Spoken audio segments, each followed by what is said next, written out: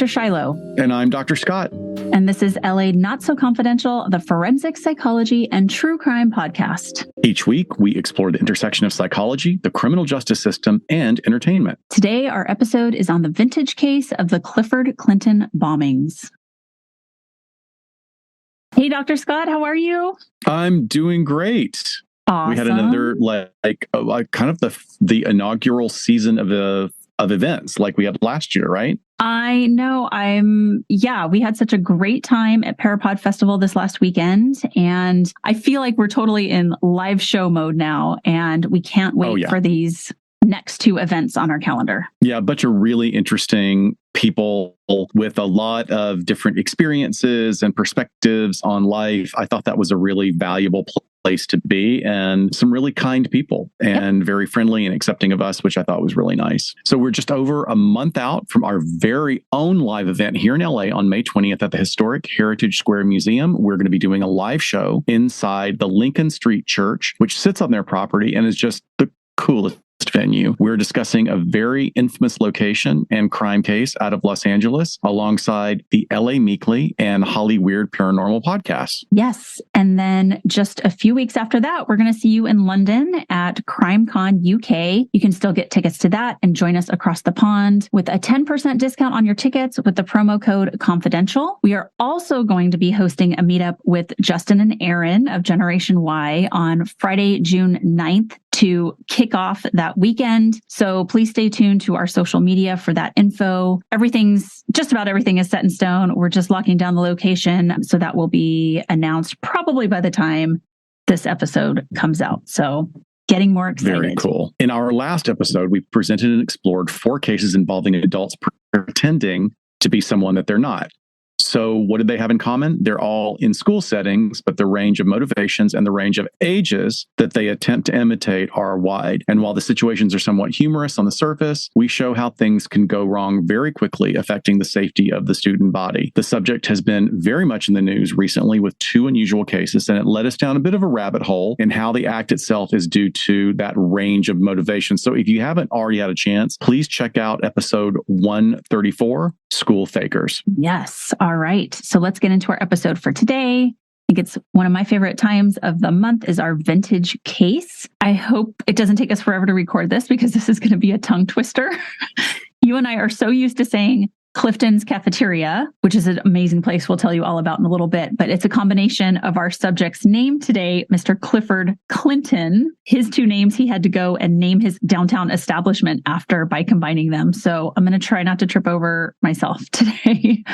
But what we're doing is we're really highlighting a pillar of LA history. We discuss so many garbage humans on this podcast that I hope it's interesting for our audience to talk about one of the good guys and the attempts on his life because he dared make 1930s Los Angeles a better place to live. So a little bit of a different story, even though don't worry, there's crime and corruption and all that you could want. Definitely a lot of corruption. No big trigger warnings for you today. Our case deals with attempted murder and bombings and threats, but no overt violence. Even the bombing itself was sort of a showpiece, not really an attempt at killing somebody. Nobody dies. Right. All right. So let's go back first. This story, again, takes place in 1930s Los Angeles, the decade that was also the backdrop to the Sphinx dentist murder and the Babes of Inglewood murders, which also was the same exact year, 1937, that these bombings took place. But you'll also hear about some other characters that we've covered. We have so many vintage episodes now, Dr. Scott, that we're starting to see a lot of overlap here with characters. Yeah. It's kind of crazy. But yeah, let's learn more about Clifford before we get to the vicious attempts on his life and those around him. So Clifford E. Clinton was born in 1900 in Berkeley, California. He was the 3rd of 10 children, and his father was a missionary and owned and managed a restaurant in San Francisco called Dennett's. In 1905, Clifford's family traveled to China for the first time for his father's missionary work, and they were financially supported by their restaurant back in California because it was doing so well. However, they were prompted to return to San Francisco in 1906, of course, to rebuild after the devastating San Francisco earthquake and fires. So the family ends up returning to China in 1910, and they gave their time working at a Christian orphanage for the blind. Clifford was now 10, and he was really able to comprehend much more about daily life in China, especially for the poorest families. And as a 10-year-old child, his job was to go around each morning to the neighborhoods and collect the blind baby girls that had been left outdoors to die. So,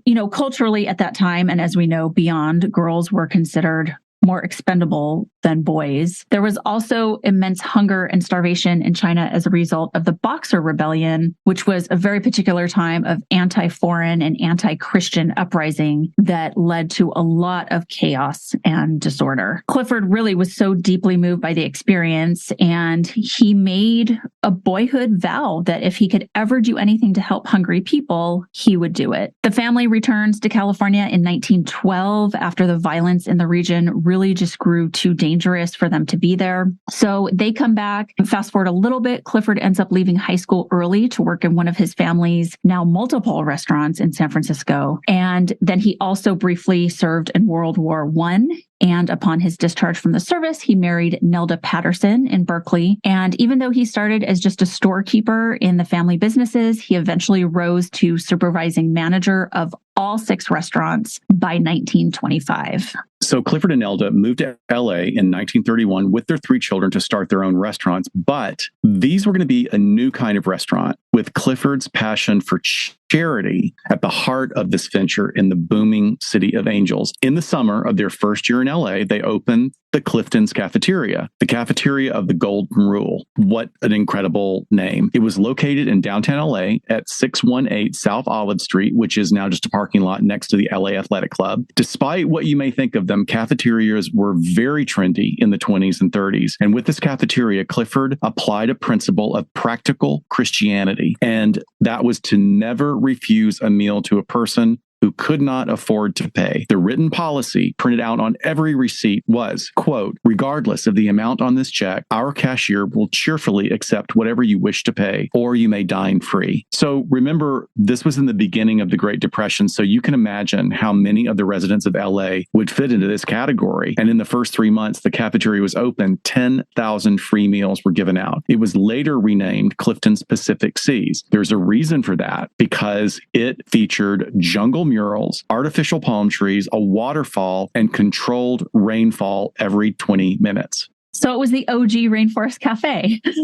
Totally so cool. was. And the pictures from that time are really phenomenal. Yes. Like it was unlike anything anybody had done. The following year, he opened the Penny Cafeteria in the basement of a building at 3rd and Hill Streets. And in this location, it was open for about 2 years. In 1935, Clifford then opens Clifton's Brookdale Cafeteria at 7th and Broadway. So he's really just trying to hit downtown LA because it's growing so quickly. And it was the largest cafeteria in the world at that time, with over 40,000 square feet and 5 floors. It was really the crown jewel of all the cafeterias. It was really the crown jewel of all the cafeterias, with an interior, a fake but very realistic redwood forest of trees, babbling brooks, taxidermied animals, and mysterious alcoves in which to dine after choosing your food from the cafeteria line. Yes, and Clifford's policy of courtesy and service also extended not just to who could or could not afford to pay, but also to customers of all races. As another sign of the times, this generated some customer complaints, as it was a time when most restaurants in metropolitan Los Angeles discouraged patronage by Blacks, Latinos, and Asians. Clifford turned one of these complaints, as well as his response, into a leaflet called The Guest Voice, which was available at all of his restaurants. So I kind of love that he put this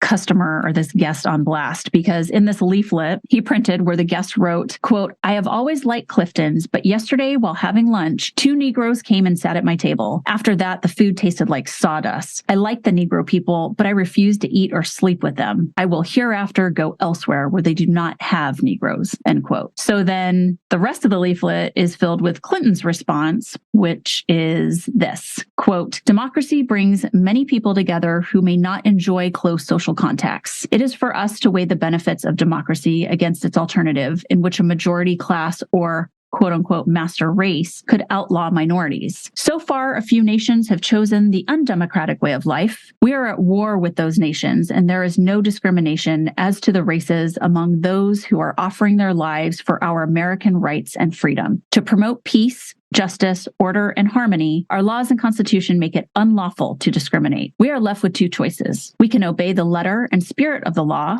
which we believe also expresses the Christian solution of our problems, or we can violate the law and the Christian conscience of our republic. Frankly, we know only one line of conduct consistent with our conscience and obligation as a citizen. It is our duty to serve all who enter our doors and conduct themselves within their legal rights. If the ruin, so often predicted, is around the corner, then we prefer to be ruined doing business in accordance with our obligations as a citizen. This is our policy. We survive or perish according to which point of view has greatest appeal to the people. Somehow we have faith in the people, end quote. Putting it out there. Unbelievably inspiring. Yeah, seriously. I know. Beautifully constructed.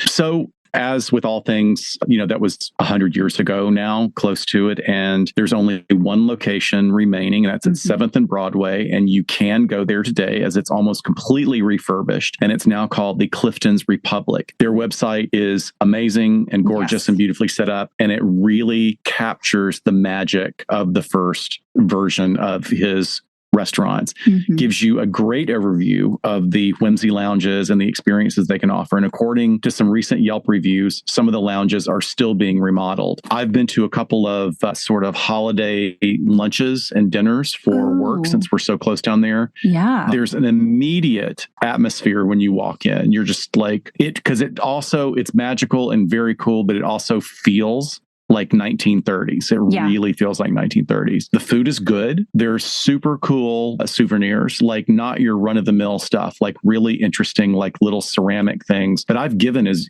gifts many times. And there's a speakeasy. Like it's amazing. There's this hidden door. They're like, oh, there's a speakeasy back there if you want to try it out. Very cool.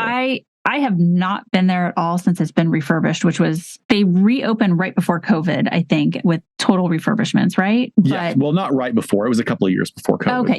Yeah. And then closed, of course, during that time. And I think they're still, like I was reading, remodeling some areas because when you go on their website, like there's these different themed lounges, right? So, and then the speakeasy. So previous to all of that, though, I had attended a Twin Peaks event there, which was super cool. It was an art exhibit of all this Twin Peaks art, but then you have the redwood trees in there. And so you feel like you're in the middle of a forest, little reminiscent of the Pacific Northwest. But I love to hear the stories from my dad and my stepdad talking about visiting as children because my grandmother worked downtown. And then, so my dad would visit with her as like a treat. And then my stepdad would tell us about going there to the cafeteria to eat and that he always remembers there was like a little like pirate's treasure chest where all the kids could go and pick out like a little toy to take home. And it's one of his fondest memories of, the family taking an outing over to downtown LA, which is very, very cool. But yes, the website's adorable. You open this website, you're going to feel like you're on like even better than a Disney website. You're just going to want to go there, but they hold a ton of cool events.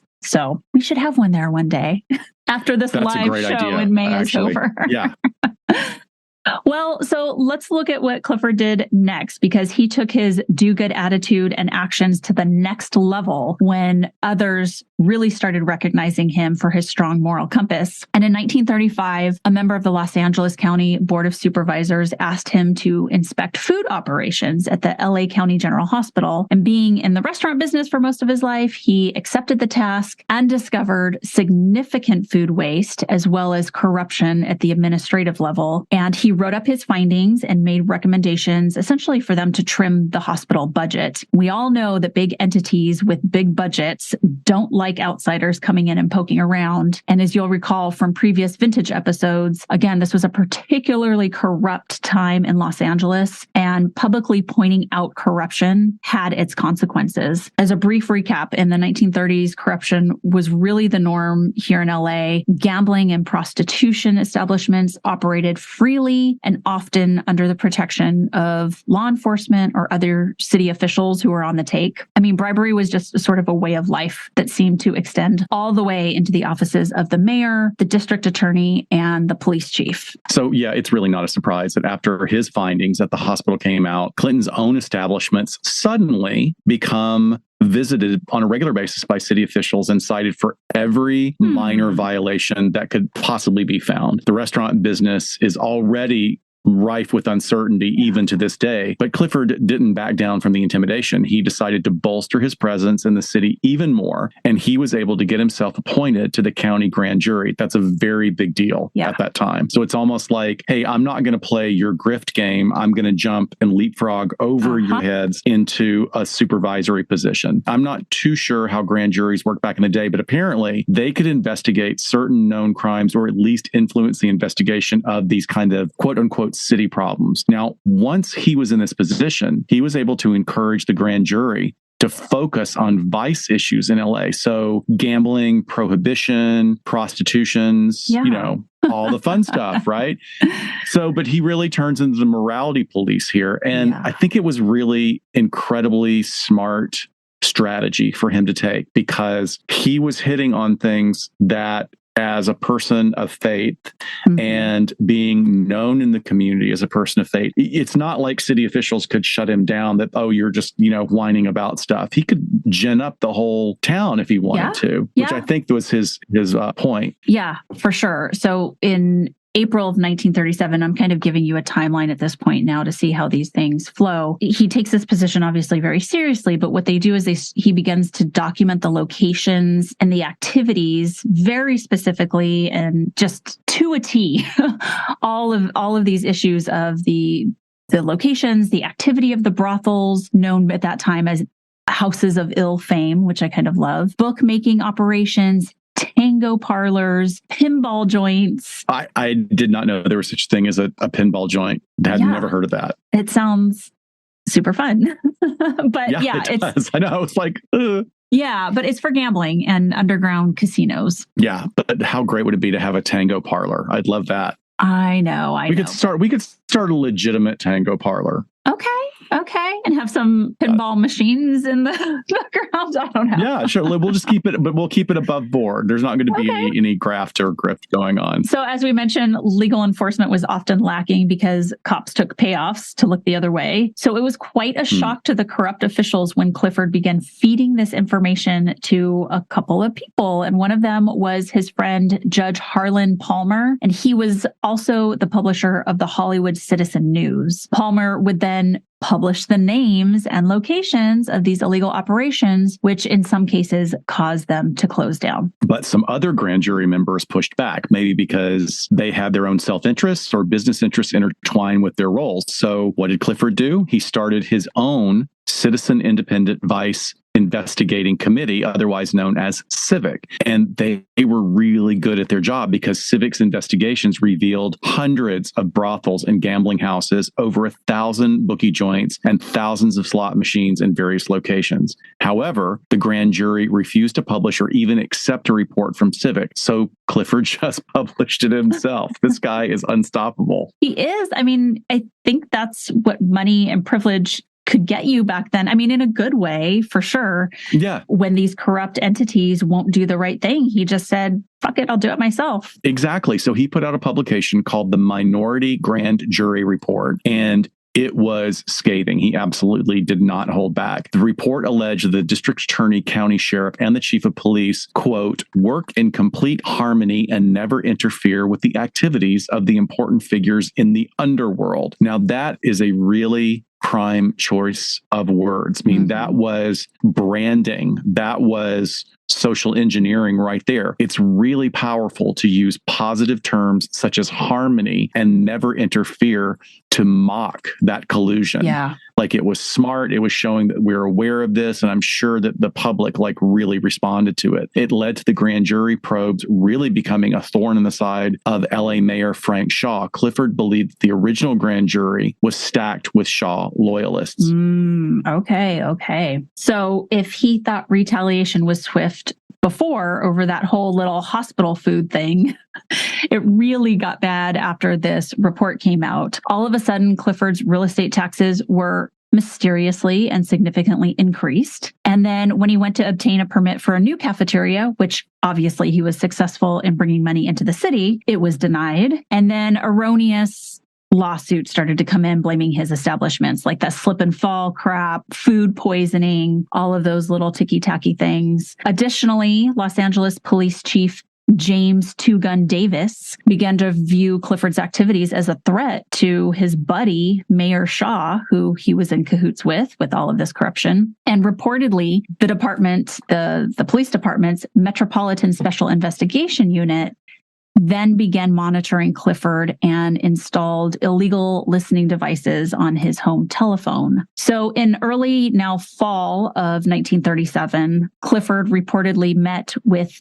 Dave Hutton. So Dave Hutton was the ex-husband of Sister Amy Semple McPherson, if you guys remember, of course, of the Angelus Temple fame and from our vintage episode 123. So Hutton arranges a meeting between Clifford and a woman named Reba Crawford. And Reba was actually the associate pastor at the temple and supposedly kind of a bitter rival to Sister Amy towards the end, which wasn't something we had gotten into. But in this meeting, Clifford essentially just collected testimony from her about her connections and dealings with Mayor Frank Shaw. And when they had this meeting, they met in Clifford's Los Feliz home office, and the spy squad investigators were listening with these illegal surveillance devices as they discussed the mayor and some of Clifford's findings. But Clifford didn't let up in his pursuit of making the city of Los Angeles a more righteous place to live. And that's when things started to turn violent. Yeah. So Clifford Clinton and his family lived in a Spanish colonial revival home at 5470 West Los Feliz Boulevard. That's right at the curve where Western turns into Los Feliz. It's an absolutely beautiful part of town. Yeah. It was really grand at the time that house was built. Like all of these enormous houses, a lot of them are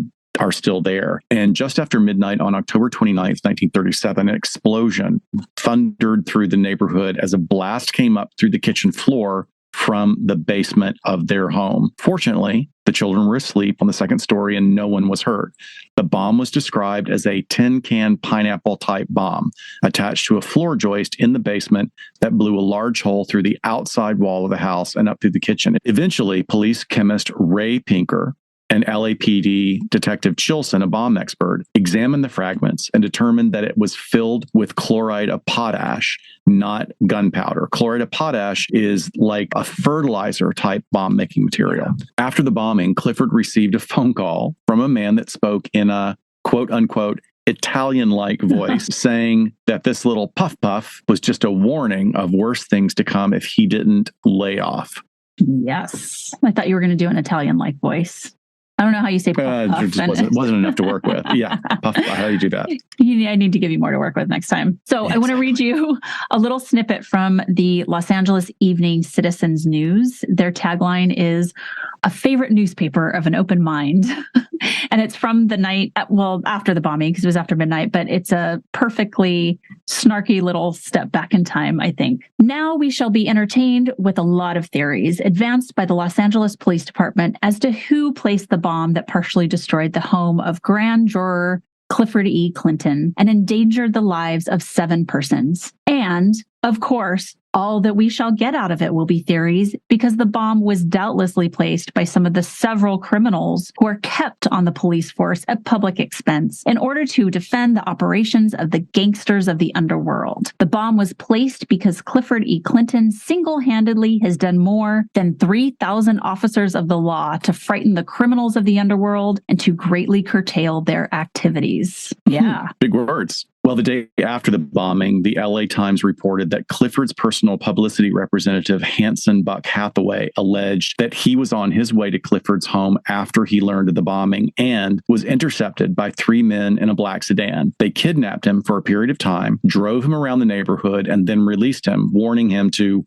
watch his step.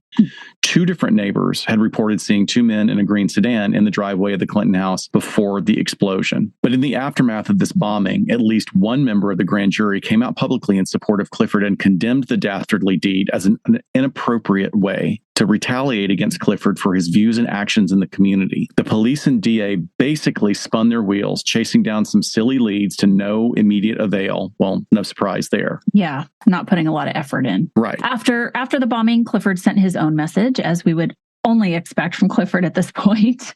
Clapping back, he says, "They are not going to stop me. They can blow up the entire house, but I will keep on." However, in an interesting turn of events that I found in an old newspaper clipping, a few weeks after the bombing, Hathaway resigned as Clifford's publicity agent and claimed that Clifford was trying to stay in the news and had even had conversations with him in which Clifford mentioned a, quote, good old-fashioned bomb. That's suspicious, but it doesn't necessarily track with all of his other activities. I agree. I read that and I was like, who got to him and paid him to say this? Right, exactly. Or they scared the crap out of him and he's like, oh, okay, let me sneak out of this in any way I can. Yeah. So you're right. Suspicious, but also be suspicious of that suspiciousness because the violence continued. And this time it finally got some due investigation. A few months after the incident at Clifford's home, another bomb exploded in the car of a man named Harry Raymond. Raymond was a former LAPD detective and the former San Diego PD police chief. And by this time he was retired. He was working as a private investigator in Los Angeles. And it's believed that Raymond was doing his own investigating into LA corruption, but ultimately it came out that he was probably feeding this information to Clifford when the attack occurred. Interesting. So car bombs can be really brutal. We've all seen the gangster movies, but amazingly, Raymond survived with over 100 shrapnel wounds. And after the bombing, newspapers across the country ran photographs showing him calmly smoking a cigarette while doctors removed shrapnel from his legs. This one attempt on a former law enforcement professional actually had a huge impact on life in LA. It began the downfall of the LA era of corruption. LAPD attempted to steer suspicion towards the mob, but the civic group turned its investigation to the LAPD spy squad. LAPD Captain Earl Kinnett, head of the spy squad, was overheard at work saying, "That's too bad. Next time we'll do a better job." Oh boy, red Yikes. flag. Yeah. Yeah, big red flag. Eventually, the mayor would be recalled and many LAPD leaders were terminated. Captain Kinnett was actually implicated and brought to trial for the bombing. Prosecutors alleged that he had ordered the bomb to be planted in Raymond's case, as well as the goings-on of secret spy squad that conducted illegal surveillance on Mayor Shaw's opponents. But get this for another twist in the events that bring our vintage episodes together. During the trial, Jack Parsons of Caltech was called as an expert witness after he built a replica of the car bomb. There's a very famous photo of him on the stand holding the replica and, of course, looking very dapper as he always did in his crazy occult, scientific drug-using ways. He actually died not that long after he testified at the trial when he blew himself up. Bound to happen. He was really a thought leader, but he took a lot of chances. Yeah. Astonishingly, Captain Kinnett was convicted of conspiracy to commit murder and sentenced to 2 years in prison. Two members of the spy squad were also convicted for their involvement, and during the trials, investigators implied that both bombing incidents were at the hands of individuals well ensconced in the LAPD. The curtains were finally pulled back on LA city corruption, and this encouraged many LA underworld figures to move on. And where did they move on to? This is right when they all moved to Vegas. Yep. To think that LA could have been Vegas if it wasn't for good old Clifford Clinton. That's a good thing. Yes, for sure. So Clifford's commitment to duty continued for many years as expected and in many more acts of service. A month after the bombing of Pearl Harbor, Clifford, at the age of 41, enlisted in the Army and said he would do anything to serve his nation. After the war, he returned to the Southland and he actually ran for mayor of LA in 1945. He came in second out of 15 candidates that year. And since politics wasn't going to be his thing, he returned to what got him sort of in the charity business to begin with, focusing on a little concept called world hunger. He enlisted Caltech biochemist Dr. Henry Borsuk to develop a food supplement that would provide proper nutritional values while costing no more than 5 cents per meal. And of course, Clifford offered to fund this research with his own money. And the result was the development of something called multi-purpose food, MPF,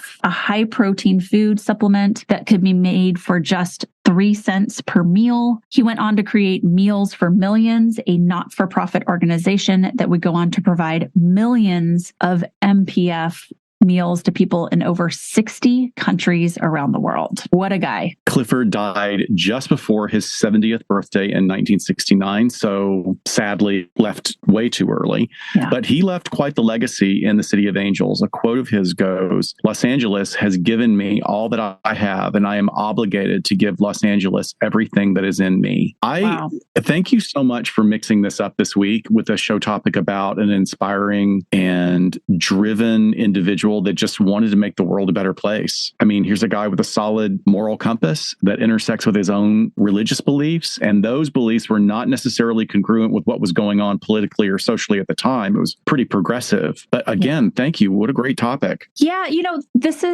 I like doing something different, but, this was a story that I'd always heard kind of snippets about in little bites. When we did our downtown LA walking tour, we stopped outside of Clifton's cafeteria and Chris told us, some of the main nuggets of these stories. But going back and doing the research to really see his inspiration for all of the stuff that he did in his life was just kind of cool. And I mean, really, we probably owe a lot to him because you and I could be sitting in the middle of the MGM casino right now of Los Angeles.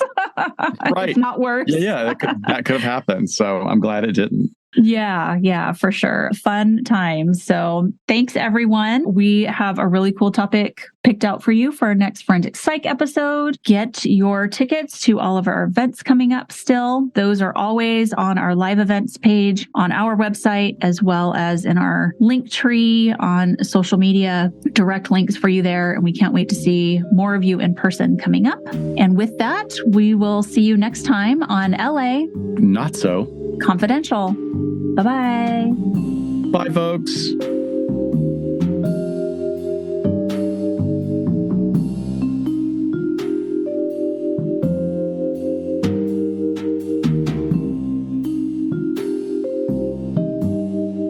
We sincerely thank you for spending some time with us today. LA Not So Confidential is part of the Crawlspace Media Network in partnership with Glassbox Media.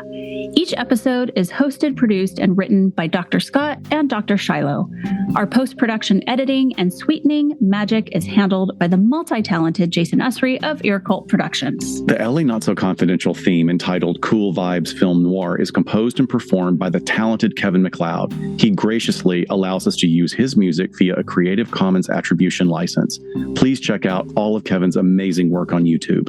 All of the resources for each episode can be found on our website at www.la-not-so-confidential.com. You can find us on Instagram at LA Not So Podcast, on Twitter at LA Not So Pod, and on Facebook at LA Not So Confidential. Media inquiries and bookings are scheduled at alienistentertainment@gmail.com. Please join us each month on Saturdays at 4 p.m. Pacific Standard Time for a live streaming and very interactive broadcast on YouTube entitled Behind the Couch.